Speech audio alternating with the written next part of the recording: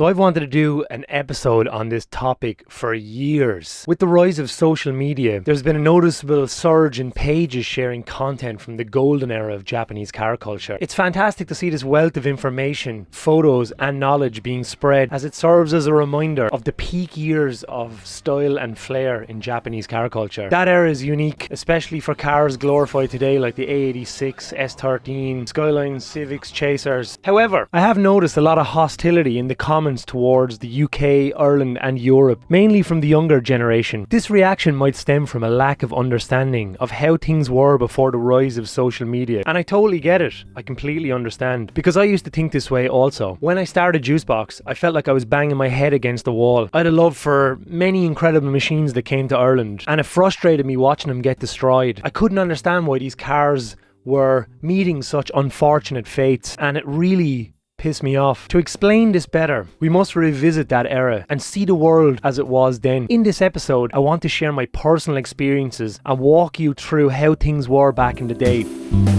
So let's set the scene. In the 80s and early 90s, the Irish car scene was primarily dominated by Fords, Opels and European brands. Rally culture played a significant role, particularly with cars like the Sierra. And the only Japanese cars that people really appreciated were rear-wheel drive Starlets or 86s. Most of the 86s back then were imported from the UK, and most adopted the rally look. Oh my god.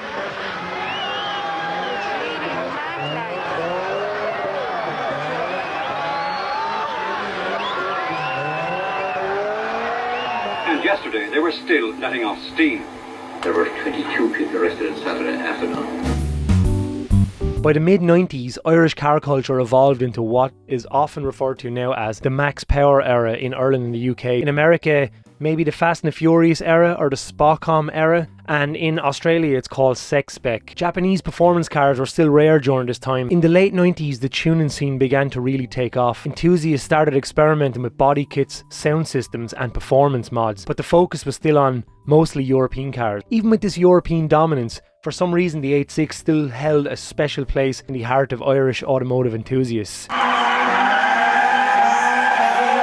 Ireland as a country has relied heavily on car imports, as we haven't had a significant car industry since the 1980s. Interestingly enough, Ireland was the first place where Ford had a manufacturing plant outside of the US, and Toyota even had a plant here in the 1970s, building Starlets and Corollas. However, these ventures were not economically viable in the long term, and as a result, Ireland shifted to importing cars primarily from Europe, UK and Japan. The Irish have long favoured Japanese imports for their affordability and renowned reliability, despite their tendency to rust in our damp climate.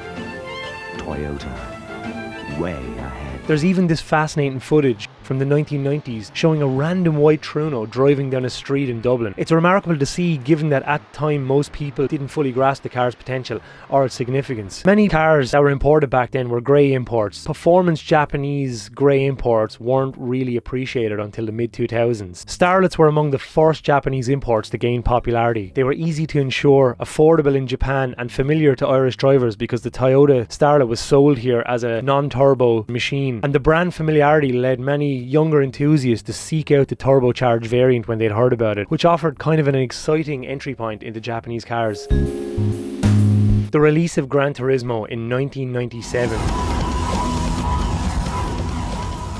was a significant turning point for car enthusiasts. It literally introduced an entire generation to the legends of that era, particularly cars like the Mitsubishi Evo, the Subaru Impreza, the Skyline GTR, RX-7s, Celicas, and these were all cars that were starting to pop up in magazines like Max Power. The game showcased cars' technical prowess and sparked a deep appreciation for Japanese vehicles amongst its players. Gran Turismo shaped many people's automotive trajectories from this era.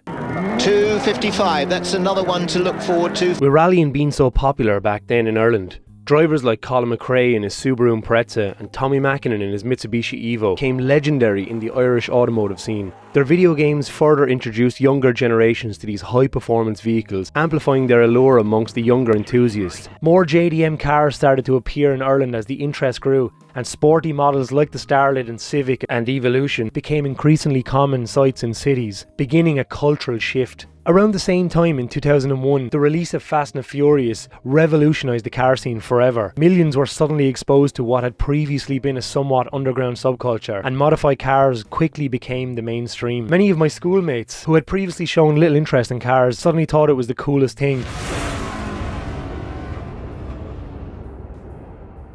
And magazines like Max Power and other automotive publications and video games such as Need for Speed surged the popularity during this era. Together they solidified modified car culture as a cultural phenomenon. This surge in popularity played a significant role in the import boom, as vehicles featured in the films and games became highly desirable.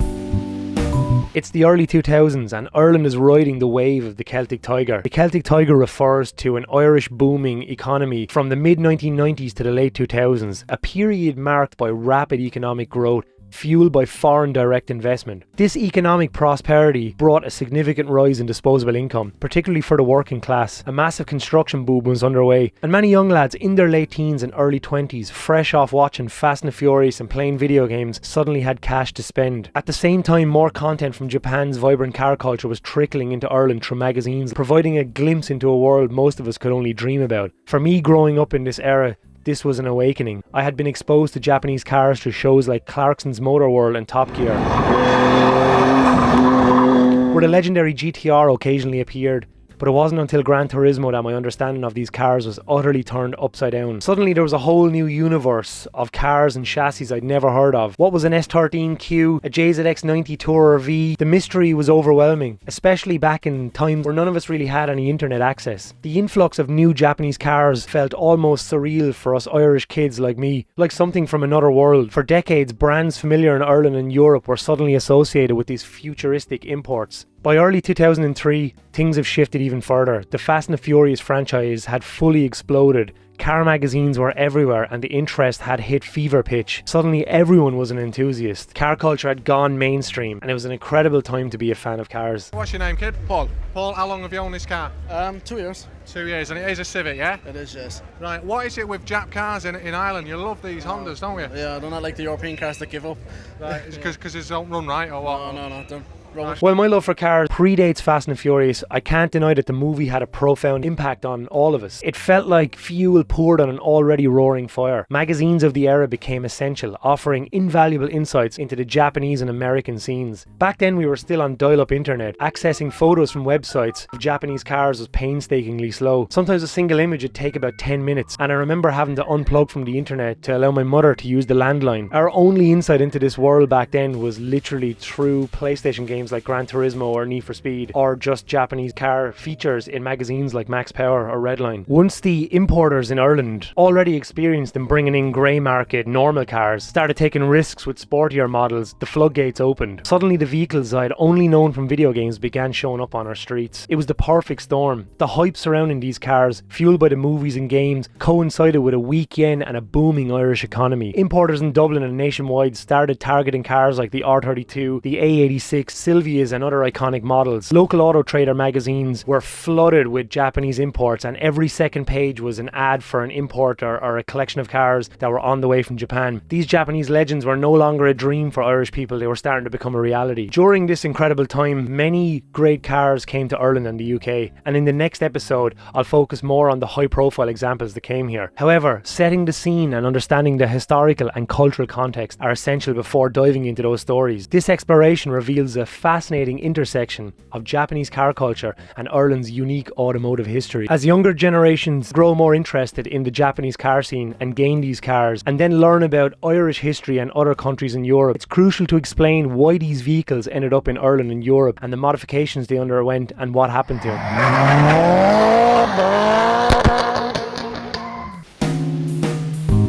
There's no possible way we can talk about the Japanese car boom in Ireland without drifting. Drifting and the car boom kind of went hand in hand, and I feel like it was a key ingredient in fueling the love for these cars here in Ireland. Interest in drifting grew significantly in Ireland, and in December 2002 in Rose Green they hosted the first ever Irish drift event. At the time, the cars that were participating were mostly UK import 200SXs, E30s and Sierras and Escorts. But this event marked a turning point, sparking a broader awareness for drifting and igniting a hunger for the cars that were part of drift culture.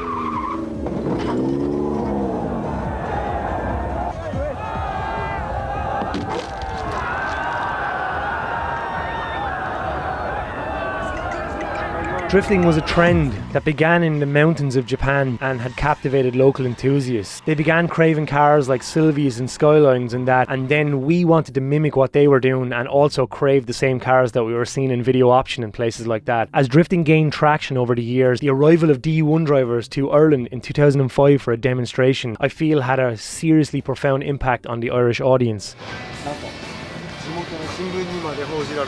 Seeing professional drift cars in action and witnessing the unique style and character of Japanese drivers brought the sport to life for many fans.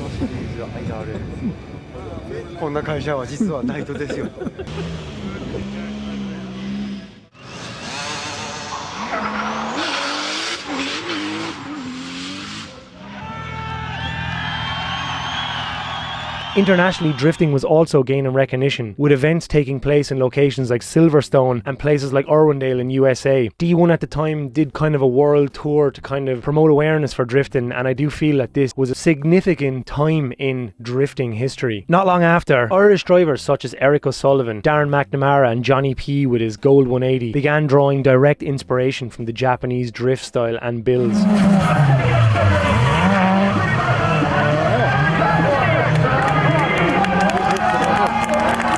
Irish drivers had the opportunity to participate in D1 events at Silverstone. They even appeared in legendary option DVDs and on the back of the DVD boxes as well. The infusion of Japanese drifting culture into Ireland was extraordinary. Irish drift cars were heavily influenced and started to look like cars from Japan. Also at the time, a lot of Irish drift cars were literally cars that came straight off the boat and were put straight to work at drift competitions. You wouldn't even believe that like an Irish driver, Damien Mulvey, got a chance to drive the Signal Auto 180 at Irwindale Speedway back in the day.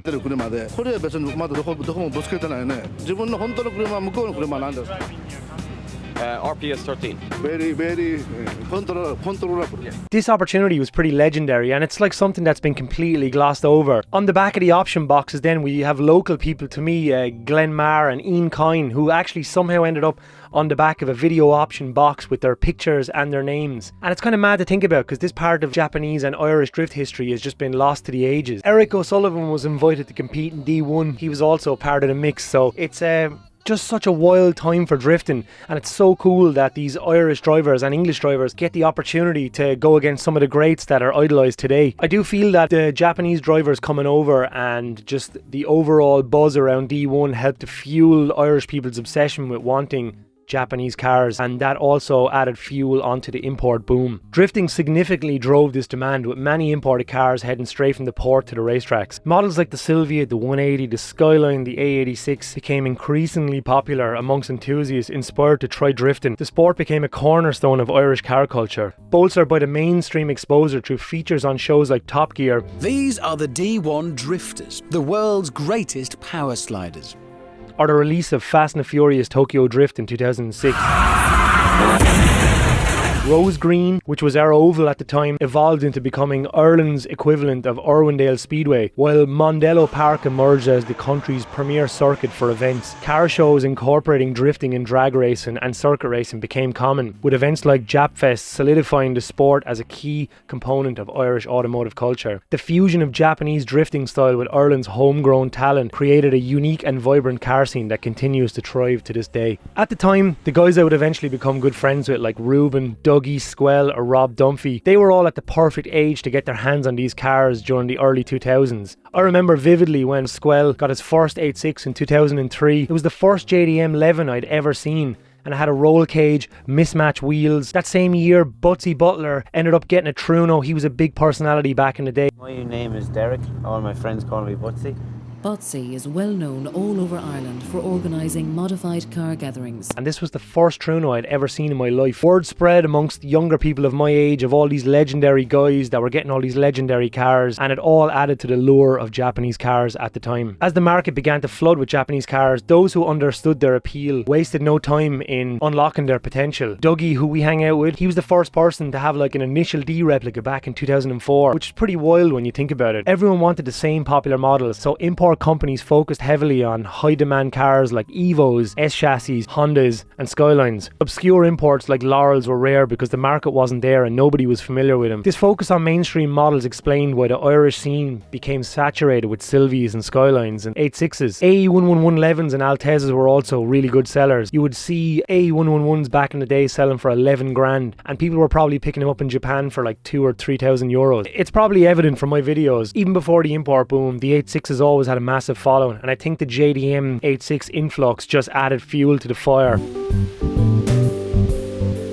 As a young lad during this era, I was lucky to live near a couple of import companies. SDS Vehicles, a local importer that brought in interesting machines like the BN Sports demo car, would advertise their stuff in Auto Traders. I would cycle over after school and I would pester people that worked there and I wanted to look at some of these cars because they were blowing my mind. Another importer at the time, A&S Imports, operated out of a local industrial estate. They used to display their stock along the footpath outside their unit, turning an ordinary industrial estate into a dreamland for young enthusiasts like me. Alan and Steve, two brothers, passionate about cars, and they started importing vehicles from Japan. They timed their entry into the market perfectly, taking advantage of the weak yen and the strong euro and high demand, bringing a lot of these cars in on a competitive price. Every night the two brothers would bid on cars in Japan, and they're responsible for importing most of the R32s into the southeast of Ireland. Their efforts helped fund their passion for car racing and drifting, and both brothers competed in the Irish Drift Championship in their R32s, which they sourced and modified themselves out of the funds they made from selling cars. I have serious fond memories of lusting over local importer stock and going through the magazines like Auto Trader and checking their websites. In around 2004, we'd managed to just get 1 meg broadband in the house, and it was a big deal. We thought this was a game changer. It allowed me to browse websites faster and absorb as much information as possible about these cars. The allure of rare and exotic vehicles was reminiscent of the used car section in Gran Turismo. I became utterly infatuated with all the machines that were arriving on this little island. A&S Imports in particular had all their cars outside. Like I said, you would go up there and look at this stuff long before Facebook, YouTube or any of this stuff, and I was seeing a lot of these cars for the first time in my life. It was the first R32 GTR I'd ever seen, first Onivia I'd ever seen. These cars all had like unique body kits, bold colours. It was like opening Pandora's box. It was honestly completely overwhelming. While A&S Imports were local favourites, other major imports making waves across the country at the time were places like Elite Autos in Galway, High Octane Imports up the north, and arguably the most famous importer in the southeast was WKD Imports in Carlow. WKD Imports had a direct link with Power Vehicles, the largest Japanese export business at the time that was working out of Kazama Auto. As they were both in the same premises, they kind of worked together, and a lot of cars came through Kazama and Power Vehicles and ended up in Ireland. Cars like a lot of the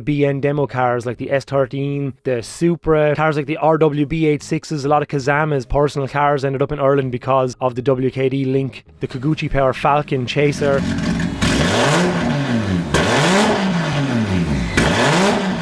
So many of these cars were photographed against the door at Kazama's workshop for Power Vehicles, and this door is so iconic to me that we visited the door in 2019 and got some photos at it, and Kazama thought we were completely insane. It probably would have took all day to explain to him how significant that backdrop was to us when we were younger, but it was easier to just leave it as it was. Power Vehicles also exported a lot of cars to other markets such as the UK and Norway. Some seriously famous cars ended up in these places, and I think that Power Vehicles will go down as the most crucial export company from the 2000s.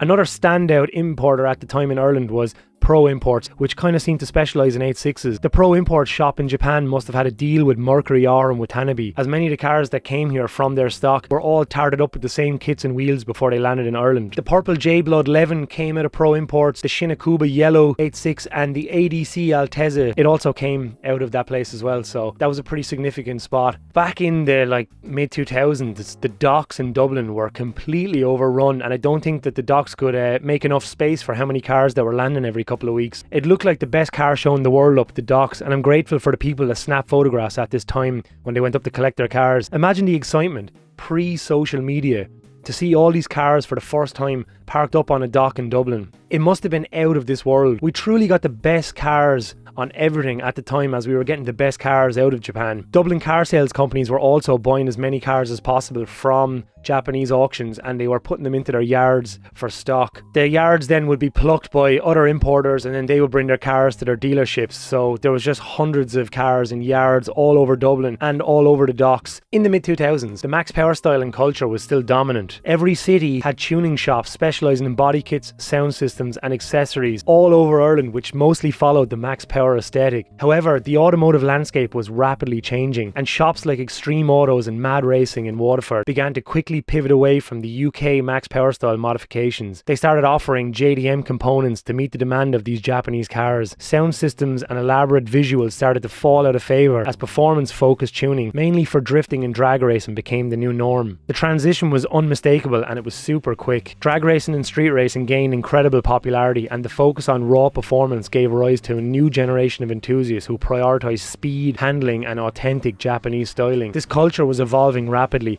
and Ireland quickly became one of the biggest hubs in Europe for JDM appreciation. Between 2005 and 2008, Irish car culture experienced a massive transformation. Suddenly JDM cars were everywhere, and it wasn't uncommon to see Civics, Starlets or Silvias parked on every street corner, marking a sharp departure from the dominance of European and Max Power style cars of the time. Every small village, every city and every town was packed with cruises. Every weekend, gatherings in local car parks were filled with fresh imports from Japan. This period became a golden era for Japanese cars in Ireland, with widespread knowledge and appreciation amongst enthusiasts. Nearly everyone you met had watched Fast and Furious Tokyo Drift, and somebody had a connection to Japanese cars. Looking back at the photographs from this time, it just feels completely surreal. It's like revisiting a completely different world. So much happened so quickly, and we were all navigating a rapidly evolving scene with no clear direction but endless enthusiasm. I was incredibly grateful to live in Waterford at this time, as it was a massive hub for JDM importers. The city was overloaded with imports, and there was an incredible atmosphere here amongst young enthusiasts. On my street alone, one of our neighbours had imported a JZX90, and it was the first I'd ever seen. It was completely debadged and it was at the end of the street looking insane. Another neighbour around the corner had a Hippo Sleek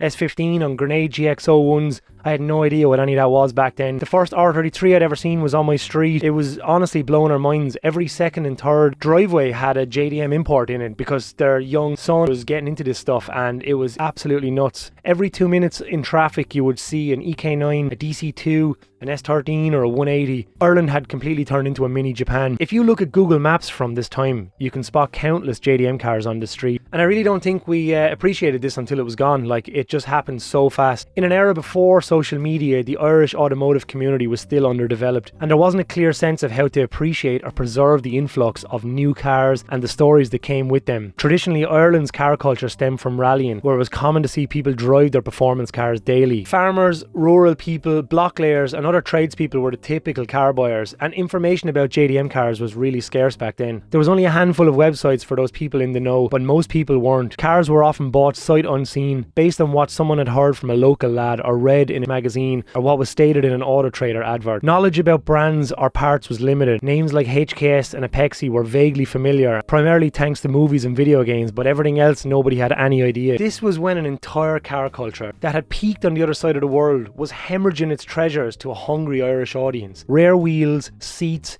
aero parts and even team cars made their way to Ireland, yet most buyers did not know their significance. They liked the idea of owning a Silvia, a Skyline or an RX-7, and in some ways this lack of awareness made the scene here feel way more genuine and pure. Cars were driven hard and enjoyed to their fullest, and modified based on what was popular or accessible. All the rare stuff like bride seats, unique wheels, they were often discarded for more mainstream items that were easier to replace. This practical approach to cars created a mindset where their value or cool factor wasn't fully recognised. Cars were usually just driven hard, often without consideration for their rarity or significance. Even demo cars were frequently used as daily drivers, and it was really how these cars were intended to be used. And at the time, these cars were still quite new builds, so it's easy to look back and now and point the fingers and be disappointed. To many people back then, these were just tools for fun, and no one really gave a shit about how rare or how cool stuff was. It didn't matter at the time. People tend to follow social proof. It's tribal instinct. If a particular set of wheels, a body kit or a steering wheel weren't recognised locally, it would often be dismissed, in favour of whatever was trending at the time. It's still kind of like that today, to be honest. Without access to information about what was rare or significant, many Irish enthusiasts would shy away from carving their path with these newfound flashy treasures. In rural areas, especially, standing out too much wasn't seen as a good thing. No one wanted to be the weird guy in the village with the purple car with the weird wheels. In such communities, cars were more about fitting in. So you would see, like in a lot of villages, a lot of places, people would paint cars, try and make them look white, try dumb down the flashiness of some of these cars so they wouldn't be mocked by their friends. This tribal mentality meant that rare and unique parts were replaced or tossed out. It was less about prestige or rarity and more about having fun, being part of the local scene, and enjoying the simplicity of driving. Internet knowledge of rare wheels and parts, or who owned this car in Japan, did not come into the picture back then. And no one really cared. Most of these cars were just used, enjoyed, crashed and trashed, and the memories are all that remain. By 2008, the Irish import scene had reached its peak. I needed to start Juicebox at this time because I felt like I had to document what was happening. It felt like an extraordinary time. I believed what was unfolding in Ireland was incredibly special. I began documenting as much as possible during this period. I was out every weekend trying to capture the atmosphere of street racing, drifting, the massive meetups. We were witnessing an overwhelming influx of Japanese car culture. While we fully didn't know how to embrace it, we were crafting our own unique culture inspired by these cars. As I said earlier, every town, every village was overflowing with Japanese car enthusiasts on weekends. It wasn't uncommon for these people to travel all around Ireland to race on weekends, go drift or go on big cruises. The energy was like nothing else, and the camaraderie among local enthusiasts was hilarious and unmatched. We had such a good time. For many of us, this was the golden era of Irish car culture, a time when the streets were alive with the sound of B-Series, SRs, RBs, and every night you would hear the sounds of noisy exhaust in the distance. A new car would appear every day that you'd never seen before, with someone unveiling a unique build or showing some obscure car that had landed in the country from Japan. There was rare models everywhere, and all these cars just seemed to come out of nowhere. The boom was short-lived. What was one of the most booming economies in Europe. It became known as the Celtic Tiger. The impacts hit Ireland very hard when the global economic downturn hit in 2008 and 2009. Many people could no longer afford to buy or maintain their expensive cars. Welfare queues are forming for the first time since the early 90s, rising numbers of those who've lost everything. Thousands of incredible vehicles were left idle, unsold, or worse, scrapped and dismantled for parts. The market in Ireland became oversaturated, and the value of these cars plummeted. During this period, it wasn't uncommon to see iconic cars like GTR selling for €3,000, and almost overnight the rug was pulled out from everybody. The tradespeople, construction workers, and everyday enthusiasts who had built this vibrant car scene were hit the hardest. Many had borrowed heavily to buy their cars, believing the good times would last forever. At the height of the boom, the banks were recklessly giving out loans, even to teenagers. I had friends as young as 17 who were given loans up to 20 grand to buy and modify cars like Civics and Skylines. It was a surreal time, a mix of excitement and overindulgence that seemed untouchable until the crash hit. People living comfortably just months earlier found themselves unemployed, often with families to support, and sitting on expensive cars that they could no longer afford to drive. By 2009, Japanese car imports had slowed dramatically. This is the Irish website for motor statistics. Can actually go back, unfortunately it only goes back as far as 2007, used imports from Japan. This is crazy.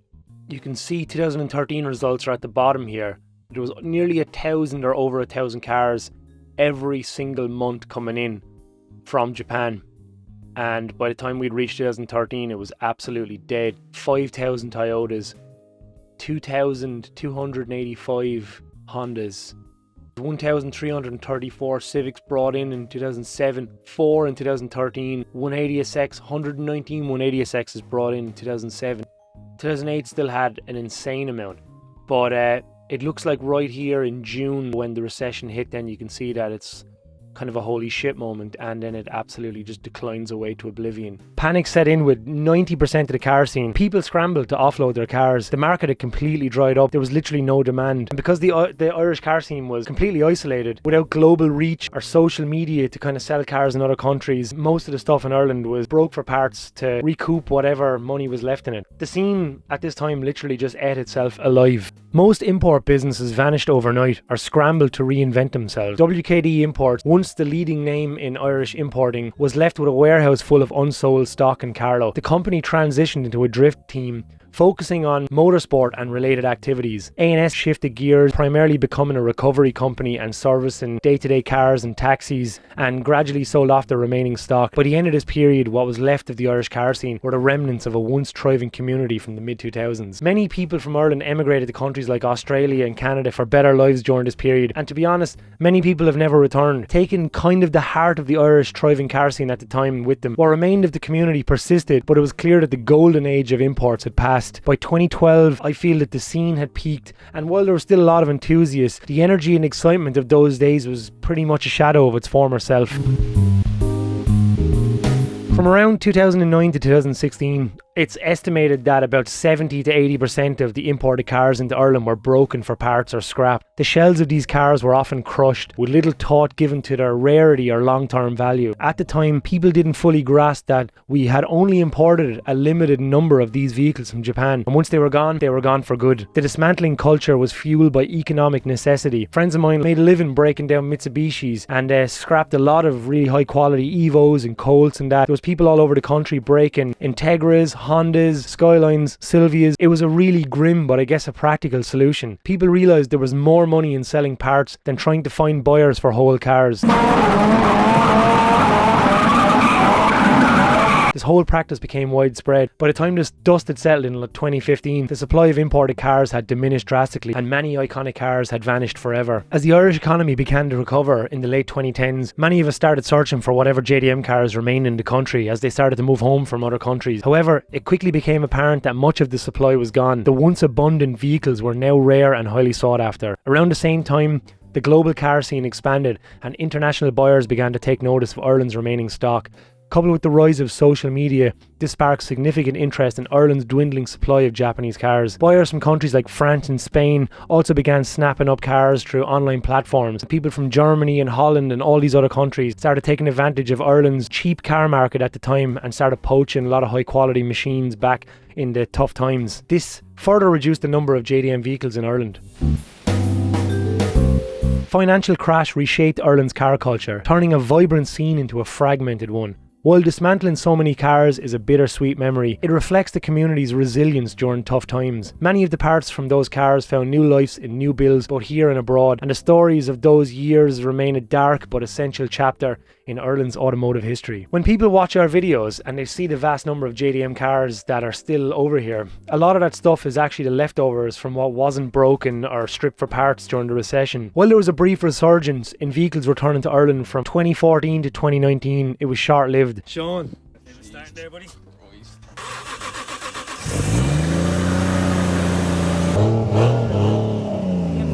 We're fucking on the road. Out into the real world, man. The Irish government introduced a higher vehicle registration tax, drastically increasing the cost of car imports. Some models like the JZX or some Evos and that, high value cars in the 1990s, faced new fees of up to 10 to 15 grand just for license plate registration alone. These base fees are usually 40% of the perceived market value of the car. This tax effectively ended the performance car import scene in Ireland around 2019. Ironically, we used to laugh at countries like America having the 25-year rule and struggling to import cars because of their strict regulations. Ireland is now in a similar position, unable to import vehicles under 30 years old without incurring insane costs. The only financial way is for cars over 30, which benefit from a much lower registration fixed fee of €200. Global demand for Japanese cars has skyrocketed since COVID, and prices have followed suit, making it even more challenging to recreate the magic of that era. The stock in Japan has dwindled significantly. The 25-year rule in America kicked in, allowing US buyers to bring in previously forbidden JDM vehicles. That has completely pushed Ireland out of the market. Today, importing cars from Japan has actually experienced a resurgence due to Brexit, but it's the most unlikely of cars. Many of the vehicles from Japan that are imported these days are German brands like VW and Audi that were exported to Japan and are now being re-exported to Ireland. Actual JD imports have become a shadow of its past, limited to high demand models like Evos and Pretzas or similar, which enthusiasts are still willing to pay high premiums for. The days of yards overflowing with Skylines, Silvias, Civics, Integras, Evos and all that are long gone. Ireland's mid-2000 import boom was an incredible time, where relaxed laws, a weak yen and a relatively open market allowed thousands of high-quality Japanese cars to land on our small island of just 4.5 million people in such a short time. It's clear we experienced something truly special, a period of Irish automotive culture that will never be replicated. I wanted to share the story to help people understand and appreciate the incredible era of Japanese car culture in Ireland, and to explain why we had such an intense JDM scene. Many viewers of the Juicebox videos are amazed at the sheer number of cars that are in Ireland, and I hope this story clarifies how it all happened, what the current situation is like, and maybe an insight into what the future will be like. I feel incredibly fortunate to have lived through this unique period where Ireland became a JDM hotspot. I often wish I was a little bit older back then so I could have bought more of the cars when they were still affordable. After returning to Ireland from Canada in 2016, I noticed prices were already climbing significantly, and I had to buy my 86 out of a bush to be able to afford something. I'm grateful I was able to document so much of this era though, and starting Juicebox in the peak times of Japanese car culture in Ireland. Younger enthusiasts often tell me they wish they'd lived through this time, and I can't help but feel lucky to have been a part of it. What happened in Ireland during the Celtic Tiger years was once in a generation. This is the story of Ireland's import boom.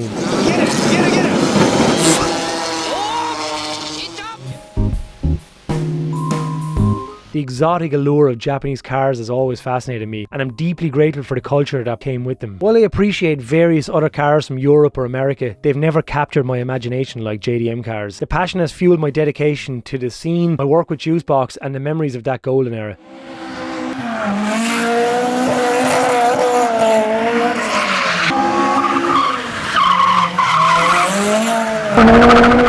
Many others share those fond memories, and together we can keep the spirit of that time alive. In the follow-up video, I'll examine the top 30 or 40 cars that came to Ireland and explore what happened to them. It's a fascinating story that deserves to be told. I also hope viewers will join in the conversation in the comments. I'd love to hear their stories about the whereabouts of some of these iconic cars, or cars that you guys had back in the day and what happened to them. I do have such great fondness for this time, and I would love the comment section to come alive with people from Ireland, the UK and other places that had this stuff back in the boom. Because I know there is people that are living in New Zealand and Australia that write to me a lot that were around back in those days that aren't anymore, but yeah, it'd be awesome to get some conversations going below. Thanks for watching this, guys. I know this was a mega deep dive into this world, and I really hope you will enjoy the next video that's coming as we continue to explore a unique chapter in Irish car culture. Goodbye for now, and yeah, I'll see you in the next episode. Thanks for watching, guys. Always appreciated. Goodbye. Yeah.